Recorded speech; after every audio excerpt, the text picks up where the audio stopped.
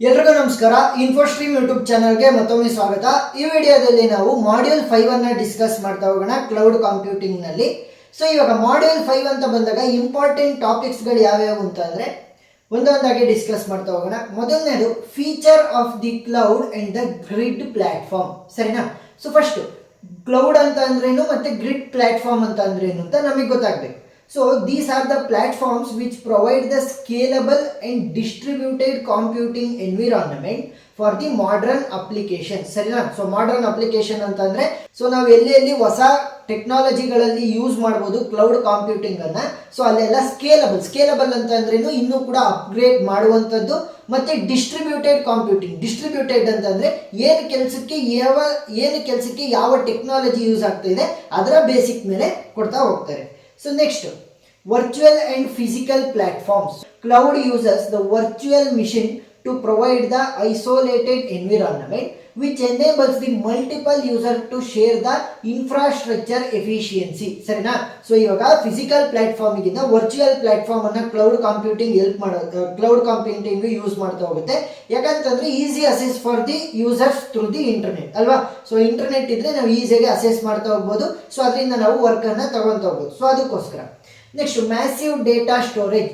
Distributed file system provide large scale storage. ಸರಿನಾ? So ಇಲ್ಲಿ distributed computing environment ಅಂತ ಹೇಳಿದೆ. ಸೊ ಇದೇನ್ ಮಾಡುತ್ತೆ, ಲಾರ್ಜ್ ಫೈಲ್ ಸೈಜ್ ಅನ್ನ ಸ್ಟೋರೇಜ್ ಮಾಡೋದಕ್ಕೋಸ್ಕರ ಮೆಮೊರಿಯನ್ನ ಕೊಡ್ತಾ ಹೋಗುತ್ತೆ. Next database storage. So database storage provides both the relational SQL and no SQL database. ಸರಿನಾ? ನೆಕ್ಸ್ಟ್ ಮ್ಯಾಸಿವ್ ಡೇಟಾ ಪ್ರೊಸೆಸಿಂಗ್ ಅಂತ ಅಂದ್ರೇನು, support parallel processing using 1000 of nodes. Parallel processing ಅಂತಂದ್ರೆ simple. So ಇವಾಗ ಒಂದೊಂದೇ operation ಅಥವಾ process ಅನ್ನ execute ಮಾಡೋದಕ್ಕೂ ಎಲ್ಲಾ ಪ್ರೊಸೆಸ್ಗಳನ್ನು ಕೂಡ ಒಂದೇ ಸರಿ ಸೈಮಲ್ಟೇನಿಯಸ್ಲಿ ಎಕ್ಸಿಕ್ಯೂಟ್ ಮಾಡಿದ್ರೆ ಏನಾಗುತ್ತೆ ನಮಗೆ ಟೈಮ್ ಉಳಿತಾಯ ಆಗುತ್ತೆ ಅಲ್ವಾ? ಸೊ ಅದನ್ನ ನಾವೇನ್ ಮಾಡ್ತೀವಿ, ಇಲ್ಲಿ ಪ್ಯಾರಲಲ್ ಪ್ರೊಸೆಸಿಂಗ್ ಅಂತ ಕರಿತಾ ಹೋಗ್ತೀವಿ. ಸೊ ಏನು, ಸೈಮಲ್ಟೇನಿಯಸ್ಲಿ ಆಲ್ಮೋಸ್ಟ್ ಎಲ್ಲಾ ಪ್ರೊಸೆಸ್ಗಳು ಕೂಡ ಎಕ್ಸಿಕ್ಯೂಟ್ ಆಗ್ತಾ ಹೋಗ್ತವೆ. Next work flow and the query support. So workflow languages help to automate the task. Automate ಅಂತ ಅಂದ್ರೇನು, ಹ್ಯೂಮನ್ ಇಂಟರ್ವೆಷನ್ ಇಲ್ದಲೇನೆ ಆ ಒಂದು ಟಾಸ್ಕ್ಗಳು ಕಂಪ್ಲೀಟ್ ಆಗ್ತಾ ಹೋಗ್ತವೆ. ನೆಕ್ಸ್ಟ್ ಪ್ರೋಗ್ರಾಮಿಂಗ್ ಇಂಟರ್ಫೇಸಸ್ಗಳು. ಸೊ ಜಾವಾ ಇರ್ಬೋದು, ಪೈಥಾನು, PHP ಇವುಗಳನ್ನೆಲ್ಲ ಸಪೋರ್ಟ್ ಮಾಡ್ತವೆ.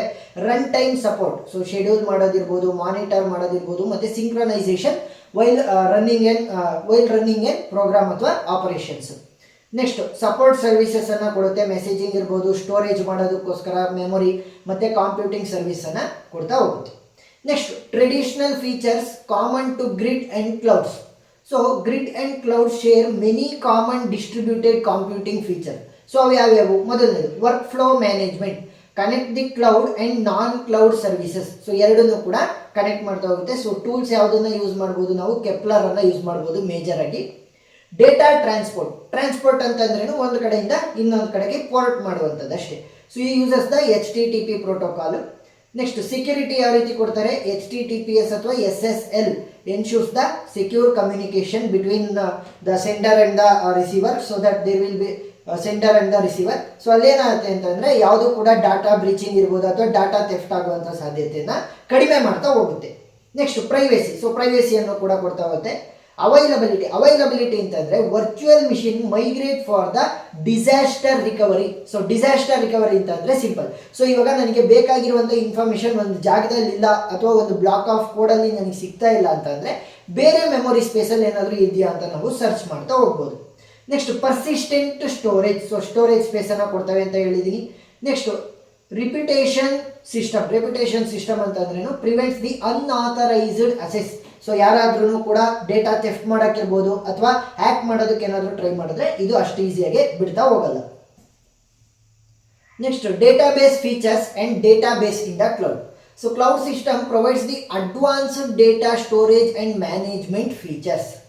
ಸೊ ಪ್ರೋಗ್ರಾಮ್ ಲೈಬ್ರರಿ ಅಂತ ಬಂದಾಗ stores the virtual machine images for the deployment ಅಂತ ಅಂದ್ರೆ ಸಿಂಪಲ್. ಇವಾಗ ನನಗೆ ಬೇಕಾದ ತಕ್ಷಣ ನಾನು ಅದನ್ನ ತಗೊಂತೀನಿ, ಬೇಕಾದ ತಕ್ಷಣ ಯೂಸ್ ಮಾಡ್ತೀನಿ, ಉಳಿದಿರಂಗೆ ಅದರಲ್ಲಿ ಸ್ಟೋರ್ ಆಗಿರುತ್ತೆ, ಮೆಮೊರಿಯಲ್ಲಿ ಸ್ಟೋರೇಜ್ ಮಾಡಿ ಇಟ್ಕೊಂಡಿರ್ತೀನಿ, ಬೇಕು ಅಂದಾಗ ತಕೊಂಡು ಯೂಸ್ ಮಾಡ್ಕೊತೀನಿ ಆ ರೀತಿ.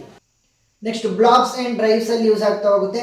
ಡಿಸ್ಟ್ರಿಬ್ಯೂಟೆಡ್ ಫೈಲ್ ಸಿಸ್ಟಮ್ಸ್ HDFS ಇರ್ಬೋದು, GFS, ಸೊ ಇವುಗಳಲ್ಲೆಲ್ಲ ಯೂಸ್ ಆಗ್ತಾ ಹೋಗುತ್ತೆ, which is used for designing the large scale processing.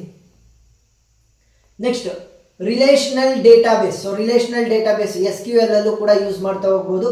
Next NoSQL database ಅಲ್ಲೂ ಕೂಡ ಯೂಸ್ ಮಾಡ್ತಾ ಹೋಗ್ಬೋದು. Queuing services. So queuing services enable the communication between the components. ಸರಿನಾ? So ಒಂದು 3-4 ಕಾಂಪೋನೆಂಟ್ಸ್ಗಳಿದಾವೆ ಅಂತಂದ್ರೆ ಅಲ್ಲಿ ಏನಾಗುತ್ತೆ, ಕಮ್ಯುನಿಕೇಶನ್ ಅನ್ನ ಎಸ್ಟಾಬ್ಲಿಷ್ ಮಾಡುತ್ತೆ ಕಾಂಪೋನೆಂಟ್ಸ್ಗಳ ಮಧ್ಯ. Next fault tolerance. Fault tolerance ಅಂತಂದ್ರೆ ಏನಾದರೂ ಮಿಸ್ಟೇಕ್ ಆದ್ರೂ ಕೂಡ ಅದನ್ನ ಸರಿಪಡಿಸೋದಕ್ಕೆ ಟ್ರೈ ಮಾಡ್ತಾ ಹೋಗುತ್ತೆ. Next programming and run time support. So cloud platform provide execution environment for the application. So worker rules ಏನಿರುತ್ತೆ, ಸೊ ವರ್ಕರ್ ರೋಲ್ಸ್ ಏನು, handle the background processing task. Web ರೋಲ್ಗಳೇನಿರ್ತವೆ, handle the web based user interface. Map reduces. Next map reduce ಏನು ಮಾಡುತ್ತೆ, enables parallel data processing. Parallel data processing ಅಂತಂದ್ರೆ ಒಂದು 5-6 ಪ್ರೋಸೆಸ್ಗಳಿದಾವೆ ಅಂತಂದ್ರೆ ಅವು simultaneously execute ಆಗ್ತಾ ಹೋಗ್ತವೆ. ನೆಕ್ಸ್ಟ್ ಪ್ರೋಗ್ರಾಮಿಂಗ್ ಮಾಡೆಲ್ಸ್ಗಳು ಯಾವ್ಯಾವ ಯೂಸ್ ಆಗ್ಬೋದು, GAE ಯೂಸ್ ಆಗ್ಬೋದು, ಅನೇಕ ಯೂಸ್ ಮಾಡ್ಬೋದು. ಸೊ ಈ ರೀತಿ ನಾವು ಮೋಡ್ಗಳು ಇವೆಲ್ಲ. ಸರಿನಾ? ನೆಕ್ಸ್ಟ್ SaaS ಅಂತ ಅಂದ್ರೇನು, software as a service, application delivered over the internets ಅಂತಂದ್ರೆ ಇಂಟರ್ನೆಟ್ ಅಸೆಸ್ ಅಂತ ನಾವು ತಗೊಂತ ಹೋಗ್ಬೋದು. ಟಾಸ್ಕ್ಸ್ ಅನ್ನ ಶೆಡ್ಯೂಲ್ ಮಾಡೋದ್ರಲ್ಲಿ ಇರ್ಬೋದು, ಮತ್ತೆ distributed monitoring. Next parallel and distributed program paradigms. So execution of the program across multiple processes are the systems. So key ಕಾನ್ಸೆಪ್ಟ್ಸ್ಗಳನ್ನು ಕೂಡ ಕೊಟ್ಟಿದ್ದೀನಿ ನೋಡಿ ಇಲ್ಲಿ. Divides the program are the data into smaller part. ಯಾವುದು partitioning ಅನ್ನ ಮಾಡ್ತಾರೆ. Next mapping ಮಾಡ್ತಾರೆ. Mapping ಅಂತ ಅಂದ್ರೇನು, assign the task to the each and every processor. Synchronization prevents the race condition. Race condition ಅಂತಂದ್ರೆ ಅವರಿಗೆ ಏನೇನು ಪ್ರೋಸೆಸ್ ಅಥವಾ ಟಾಸ್ಕ್ಗಳನ್ನು ಕೊಟ್ಟಿರ್ತಾರೆ ಅದನ್ನು ಮಾತ್ರ ಅವರು ಮಾಡಬೇಕು. ನೆಕ್ಸ್ಟ್ ಕಮ್ಯುನಿಕೇಶನ್ ಅನ್ನ ಎಸ್ಟಾಬ್ಲಿಷ್ ಮಾಡ್ತಾ ಹೋಗುತ್ತೆ. ಏನು ಅಲ್ಲಿ ಡಿಫ್ರೆಂಟ್ ಪಾರ್ಟಿಷನ್ಸ್ಗಳಿರ್ತಾವಲ್ಲ ಅವುಗಳ ಮಧ್ಯೆ ಕಮ್ಯುನಿಕೇಶನ್. ನೆಕ್ಸ್ಟ್ ಶೆಡ್ಯೂಲಿಂಗ್ ಅಂತ ಅಂದ್ರೆ ಕಂಟ್ರೋಲ್ ದ ಎಕ್ಸಿಕ್ಯೂಷನ್ ಆರ್ಡರ್. ಯಾರು ಫಸ್ಟ್ ಎಕ್ಸಿಕ್ಯೂಟ್ ಆಗಬೇಕು, ಆಮೇಲೆ ಯಾರು ಎಕ್ಸಿಕ್ಯೂಟ್ ಆಗಬೇಕು, ಸೊ ಅದನ್ನೆಲ್ಲ ಇದು ಶೆಡ್ಯೂಲ್ ಮಾಡ್ತಾ ಹೋಗುತ್ತೆ. ಸೊ ಚಾಲೆಂಜಸ್ ಮತ್ತೆ ಬೆನಿಫಿಟ್ಸ್ ಅನ್ನ ಕೊಟ್ಟಿದ್ದೀನಿ, ನೀವು ಓದ್ಕೋಬಹುದು. Next map reduce model. So it is a distributed programming model for the large scale data processing. So large scale ಅಲ್ಲಿ ಡೇಟಾ ಪ್ರೊಸೆಸಿಂಗ್ ಮಾಡೋದಕ್ಕೆ ಇದು ಯೂಸ್ ಆಗ್ತಾ ಹೋಗುತ್ತೆ. ಸೊ ಇದು ಯಾವ ರೀತಿ ಮಾಡುತ್ತೆ, ಫೇಸಸ್ ಅಲ್ಲಿ ಇನ್ಪುಟ್ ಸ್ಪ್ಲಿಟ್ಟಿಂಗ್ ಅಂತ ಅಂದ್ರೆ ಕೊಟ್ಟಿರುವಂತಹ ಇನ್ಪುಟ್ ಅನ್ನ ಡಿವೈಡ್ ಮಾಡ್ತಾ ಹೋಗುತ್ತೆ. ಡಿವೈಡ್ಸ್ ಇಂಟು ಚಂಕ್ಸ್ ಅಂತ ಅಂದ್ರೆ ಸ್ಮಾಲರ್ ಪಾರ್ಟ್ಸ್ ಆಗಿ ಡಿವೈಡ್ ಮಾಡುತ್ತೆ. Map the phases, convert the input into the key value pairs. Next shuffle and sort. So shuffle ಮಾಡಿಬಿಟ್ಟು ಸಾರ್ಟ್ ಮಾಡಿ. ಸಾರ್ಟ್ ಅಂತ ಅಂದ್ರೆ ಯಾರಿಗೆ ಏನೇನು ಕೊಡಬೇಕು ಅಂತ ಎಲ್ಲ ಕೊಡ್ತಾ ಹೋಗುತ್ತೆ. Group the data by the key. Reduce the phases ಅಂತ ಅಂದ್ರೆ ಮಲ್ಟಿಪಲ್ ಫೇಸಸ್ ಅಲ್ಲಿ ಎಕ್ಸಿಕ್ಯೂಟ್ ಆಗೋದ್ರ ಬದಲು ಸೊ ಆದಷ್ಟು ಕಡಿಮೆ ಫೇಸಸ್ ಅಲ್ಲಿ ಎಕ್ಸಿಕ್ಯೂಟ್ ಆಗೋದಕ್ಕೆ ಟ್ರೈ ಮಾಡ್ತಾ ಹೋಗುತ್ತೆ. ನೆಕ್ಸ್ಟ್ ಔಟ್ಪುಟ್ ರಿಸಲ್ಟ್ ಅನ್ನ ಕೊಡುತ್ತೆ. Next Hadoop framework. So Hadoop framework is a open source framework for distributed data processing. So ಇದರಲ್ಲಿ ಕಾಂಪೋನೆಂಟ್ಸ್ಗಳು ಬರ್ತವೆ. HDFS ಬರುತ್ತೆ ಒಂದು. ನೆಕ್ಸ್ಟ್ ಮ್ಯಾಪ್ ರೆಡ್ಯೂಸ್ ಎಂಜಿನ್ಸ್ಗಳು ಬರ್ತವೆ. ಸೊ ಇವೆರಡೂ ಕೂಡ ಆದಷ್ಟು ಸಿಂಪ್ಲಿಫೈಡ್ ಪಾಯಿಂಟ್ಸ್ ಅನ್ನ ಕೊಟ್ಟಿದ್ದೀನಿ. ಇದೇನಷ್ಟು ಇಂಪಾರ್ಟೆಂಟ್ ಅಲ್ಲ, ಬಟ್ ಆದ್ರೂ ಕೂಡ ಕೊಟ್ಟಿದ್ದೀನಿ, ಕೇಳ್ಬೋದು 6 ಮಾರ್ಕ್ಸಿಗೆ ಅಂತ. ಸೊ ಅದಕ್ಕೋಸ್ಕರ ನೀವು ನೋಡ್ಕೊಂತ ಹೋಗಿ. ಸರಿನಾ? ಎಲ್ಲದನ್ನು ಕೂಡ ನಾನು ಎಕ್ಸ್ಪ್ಲೈನ್ ಮಾಡ್ಕೊಂಡು ಕೂತ್ಕೊಂಡ್ರೆ ನಿಮಗೂ ಕೂಡ ವೇಸ್ಟ್ ಆದಂಗೆ ಅನ್ಸುತ್ತೆ. ಸೊ ಅದಕ್ಕೋಸ್ಕರ ಮೇಲ್ಮೇಲೆ. Next Dryad and Dryad LINQ. So Dryad ಅಂತ ಅಂದ್ರೇನು, uses the directed acyclic graph. So directed acyclic graph ಅಂತ ಅಂದ್ರೆ ಸಿಂಪಲ್ ನೋಡಿ. ಇಲ್ಲಿ ಫಾರ್ ಎಕ್ಸಾಂಪಲ್ ನನ್ನ ಹತ್ರ 2 ನೋಡ್ಗಳಿದಾವೆ ಅಥವಾ 2 ವರ್ಟೆಕ್ಸ್ ಇದೆ ಅಂತ ಅನ್ಕೊಳ್ಳಿ.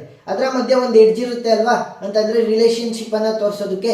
ಸೊ ಈ ಎಡ್ಜ್ ಏನಾದ್ರೂ ಕೂಡ ಡೈರೆಕ್ಟೆಡ್ ಎಡ್ಜ್ ಆಗಿದ್ರೆ, ಡೈರೆಕ್ಟೆಡ್ ಎಡ್ಜ್ ಅಂತಂದ್ರೆ ಇದು ಎ ನೋಡ್, ಇದು ಬಿ ನೋಡ್ ಅಂತ ಅನ್ಕೊಳ್ಳಿ. ಎ ಇಂದ ಬಿಗೆ ಹೋಗ್ತಾ ಇದೆ ಎಡ್ಜ್. ಸೊ ಈ ರೀತಿ ಎಡ್ಜ್ ಏನಾದ್ರೂ ಕೂಡ ಡೈರೆಕ್ಟೆಡ್ ಆಗಿದ್ರೆ ಸೊ ನಾವು ಡೈರೆಕ್ಟೆಡ್ ಗ್ರಾಫ್ ಅಂತ ಕರಿಬಹುದು. ಡೈರೆಕ್ಟೆಡ್ ಎಸೈಕ್ಲಿಕ್ ಗ್ರಾಫ್ ಅಂತ ಅಂದ್ರೆ ಸಿಂಪಲ್. ಇವಾಗ ಎ ಇಂದ ಶುರು ಮಾಡಿ ನಾನು ವಾಪಸ್ ಎಗೆ ಮತ್ತೆ ಬರಂಗಿಲ್ಲ. ಏನು, ಎ ಇಂದ ನಾನು ಶುರು ಮಾಡಿ ವಾಪಸ್ ಎಗೆ ನನಗೆ ಬರಕ್ ಆಗ್ಬಾರ್ದು. ಬಂದ್ರೆ ಅದು ಸೈಕ್ಲಿಕ್, ಬರದೇ ಇದ್ರೆ ಎ ಸೈಕ್ಲಿಕ್. ಸೊ ಈ ರೀತಿ. ಸೊ ಅದ್ರದ್ದು ಫೀಚರ್ಸ್ ಎಲ್ಲದನ್ನು ಕೂಡ ಕೊಟ್ಟಿದ್ದೀನಿ. Next Dryad LINQ. So Dryad LINQ uses the LINQ queries in .NET dot. ಸರಿನಾ? Converts the queries into the distributed execution ಅಂತ ಅಂದ್ರೆ ಸ್ಮಾಲ್ ಪಾರ್ಟ್ಸ್ ಆಗಿ ಕನ್ವರ್ಟ್ ಮಾಡುತ್ತೆ. ಸ್ಮಾಲ್ ಪಾರ್ಟ್ಸ್ ಗಳನ್ನ ನಾವು ಎಕ್ಸಿಕ್ಯೂಟ್ ಮಾಡ್ತಾ ಹೋಗ್ತೀವಿ. Sawzall and Pig Latin. So Sawzall and Pig Latin ಎಂದು ಸ್ವಲ್ಪ ಪಾಯಿಂಟ್ಸ್ ಅನ್ನ ಕೊಟ್ಟಿದ್ದೀನಿ, ಇದೇನಷ್ಟು ಇಂಪಾರ್ಟೆಂಟ್ ಅಲ್ಲ. So Sawzall high level scripting language ಇದು. So runs on the map reduce. Next Pig Latin ಅಂದ್ರೇನು, data flow language on the Hadoop. ಸರಿನಾ? So ಇಷ್ಟು ಪಾಯಿಂಟ್ಸ್ ಗಳನ್ನ ನೀವು ಕಲ್ತ್ರೆ ಸಾಕು. ಎಕ್ಸಾಂಪಲ್ಸ್ ಅನ್ನು ಕೂಡ ಕೊಟ್ಟಿದ್ದೀನಿ. Examples of the operations, join ಇರ್ಬೋದು, ಫಿಲ್ಟರ್ ಇರ್ಬೋದು, ಗ್ರೂಪ್. ಸೊ ಇದೇನಷ್ಟು ಇಂಪಾರ್ಟೆಂಟ್ ಅಲ್ಲ. Next mapping application to parallel system. So mapping the application to the parallel system ಅಂತ ಅಂದರೆ ಸಿಂಪಲ್ ಪ್ಯಾರಲಲ್ ಪ್ರೊಸೆಸಿಂಗ್ ಆಗ್ತಾ ಇರುತ್ತೆ ಅಲ್ವಾ. ಸೊ ಅಲ್ಲಿ ನಾವು ಮ್ಯಾಪಿಂಗ್ ಮಾಡ್ತಾ ಹೋಗ್ತೀವಿ ಅಪ್ಲಿಕೇಶನ್ ಅನ್ನು, ಯಾವುದು ಯಾವ ಕೆಲಸ ಮಾಡುತ್ತೆ ಆ ರೀತಿ, ಯಾವುದು ಯಾವ ಕೆಲಸನ ಮಾಡಬೇಕು ಆ ರೀತಿ. ಅಪ್ಲಿಕೇಶನ್ಸ್ ಟೈಪ್ಸ್ ಏನು ಬರ್ಬೋದು, SIMD ಅಂತ ಅಂದರೆ same instruction multiple data. Next SPMD same program different data. Asynchronous model event driven execution, ಸರಿನಾ. ಸೊ ಈವೆಂಟ್ ಟ್ರಿಗರ್ ಆಗಬೇಕು, ಆ ಈವೆಂಟ್ ಬಂದ ತಕ್ಷಣ ಟ್ರಿಗರ್ ಆಗುತ್ತೆ, ಎಕ್ಸಿಕ್ಯೂಟ್ ಆಗುತ್ತೆ. ಸೊ ಇವಾಗ ನಾನು ಬಂದ ತಕ್ಷಣ ಕ್ಲಾಸಸ್ ಶುರು ಮಾಡ್ತೀನಿ. ಸೊ ನಾನು ಬರೋವರೆಗೂ ಕೂಡ ಕ್ಲಾಸ್ ಶುರುವಾಗಿರಲ್ಲ, ನಾನು ಬಂದ ತಕ್ಷಣ ಕ್ಲಾಸ್ ಶುರುವಾಗುತ್ತೆ. ಸೊ ಆ ರೀತಿ event driven execution. Next pleasingly parallel ಅಂತ ಅಂದರೆ ಒಂದು ಟಾಸ್ಕ್ ಇನ್ನೊಂದು ಟಾಸ್ಕಿಗಿಂತ ಇಂಡಿಪೆಂಡೆಂಟ್ ಆಗಿ ಅದಾಗದು ಅದ್ರ ಕೆಲಸನ ಮಾಡ್ತಾ ಹೋಗುತ್ತೆ ಅಂತಂದರೆ ಎಕ್ಸಿಕ್ಯೂಟ್ ಆಗ್ತಾ ಹೋಗುತ್ತೆ. Next work flow models, linked ಟಾಸ್ಕ್ಗಳಿರ್ತವೆ, ಈ ಟಾಸ್ಕ್ ಆದಮೇಲೆ ಈ ಟಾಸ್ಕ್, ಈ ಟಾಸ್ಕ್ ಆದಮೇಲೆ ಈ ಟಾಸ್ಕ್ ಅಂತ. ನೆಕ್ಸ್ಟ್ ಮ್ಯಾಪ್ ರೆಡ್ಯೂಸ್ ಅಂತ ಅಂದ್ರೆ ಡೇಟಾ ಇಂಟೆನ್ಸಿವ್ ಅಪ್ಲಿಕೇಶನ್. ಸೊ ಅದು ಆಲ್ರೆಡಿ ಅವಾಗಲೇ ಡಿಸ್ಕಸ್ ಮಾಡಿದ್ವಿ ಮ್ಯಾಪ್ ರೆಡ್ಯೂಸ್ದು. Next Google app engine, GAE programming ಅಂತ ಕೂಡ ನಾವು ಕರಿತಾ ಹೋಗ್ಬೋದು. ಗೂಗಲ್ ಆ್ಯಪ್ ಇಂಜಿನ್ GAE ಅಂತಂದರೆ ಸೊ ಯಾವ್ಯಾವ ಲ್ಯಾಂಗ್ವೇಜನ್ನು ಸಪೋರ್ಟ್ ಮಾಡುತ್ತೆ, ಜಾವಾ ಮತ್ತು ಪೈಥಾನನ್ನು. ಡೇಟಾ ಸ್ಟೋರೇಜ್ ಎಲ್ಲ ಆಗುತ್ತೆ NoSQL ಸ್ಟೋರೇಜ್ ಸಿಸ್ಟಮಲ್ಲಿ. Next it improves the performance, ಯಾವುದು ಮ್ಯಾಕ್ ಚಾಚೆ. ಇದೇನು ಮಾಡುತ್ತೆ, ಇನ್ಕ್ರೀಸಸ್ ದ ಪರ್ಫಾರ್ಮೆನ್ಸ್. ಚಾಚೆ ಅಂತಂದರೆ ಸಿಂಪಲ್, ನನ್ನ ಹತ್ರ ಪ್ರೋಸೆಸ್ಗಳಿದ್ದಾವೆ, ಚಾಚೆ ಮೆಮೊರಿಯನ್ನು ಮಧ್ಯೆ ಇಡ್ತೀನಿ. ಯಾರ ಮಧ್ಯ, ನನ್ನ ಪ್ರೋಸೆಸ್ ಮತ್ತು ಮೇನ್ ಮೆಮೊರಿ ಮಧ್ಯ. ಹಾಗಾಗಲೇ ಮೇನ್ ಮೆಮೊರಿಯಿಂದ ಅಸೆಸ್ಸನ್ನು ತೊಗೊಳೋದ್ರ ಬದಲು ನನಗೆ ಬೇಕಾಗಿರುವಂಥ ಇನ್ಫಾರ್ಮೇಷನ್ ಮತ್ತು ಫ್ರೀಕ್ವೆಂಟಾಗಿ ಯೂಸ್ ಆಗುವಂಥ ಇನ್ಫಾರ್ಮೇಷನನ್ನು ಚಾಚೆ ಮೆಮೊರಿಯಲ್ಲಿ ಇಟ್ಕೊಂಡಿರ್ತೀನಿ. ಸೊ ಫ್ರೀಕ್ವೆಂಟಾಗಿ ಯೂಸ್ ಆಗಿರೋದು ಇಲ್ಲೇ ಇರುತ್ತಲ್ಲ, ಸೊ ಪಟ್ಟನ್ನು ಯೂಸ್ ಮಾಡ್ಕೋಬೋದು. ಏನಾದ್ರೂ ಕೂಡ ಮಿಸ್ಟೇಕ್ ಆಗಿದೆ, ನನಗೆ ಬೇಕಾಗಿರುವಂಥ ಇನ್ಫಾರ್ಮೇಷನ್ ಇಲ್ಲ ಅಂತಂದರೆ ಮಾತ್ರ ಏನು ಮಾಡ್ಬೋದು, ಅಲ್ಲಿಂದ ಒಂದು ಬ್ಲಾಕ್ ವೈಸ್ ಏನು ಇನ್ಫಾರ್ಮೇಷನ್ ಬೇಕೋ ಅದನ್ನು ಮೇನ್ ಮೆಮೊರಿಯಿಂದ ತಗೊಳ್ತಾ ಹೋಗ್ಬೋದು. Next block store, next transactions, automatic scaling. So ಇದನ್ನೆಲ್ಲ ಕೊಟ್ಟಿದ್ದೀನಿ. ಇಷ್ಟು ಟಾಪಿಕ್ಗಳನ್ನು ನೀವು ಮಾಡ್ಯೂಲ್ 5 ಓದಿದ್ರೆ ಆಲ್ಮೋಸ್ಟ್ ಒಳ್ಳೆ ಮಾರ್ಕ್ಸನ್ನು ನೀವು ತೆಗಿತಾ ಹೋಗ್ಬೋದು. ಏನಾದರೂ ಡೌಟ್ ಇದ್ದರೆ ಕಮೆಂಟ್ ಸೆಕ್ಷನಲ್ಲಿ ತಿಳಿಸಿ, ನಾನು ಕ್ಲಾರಿಫೈ ಮಾಡ್ತೀನಿ. ವಿಡಿಯೋ ಇಷ್ಟ ಆಗಿದ್ದರೆ ಸಬ್ಸ್ಕ್ರೈಬ್ ಆಗೋದನ್ನು ಮರಿಬೇಡಿ. Thank you.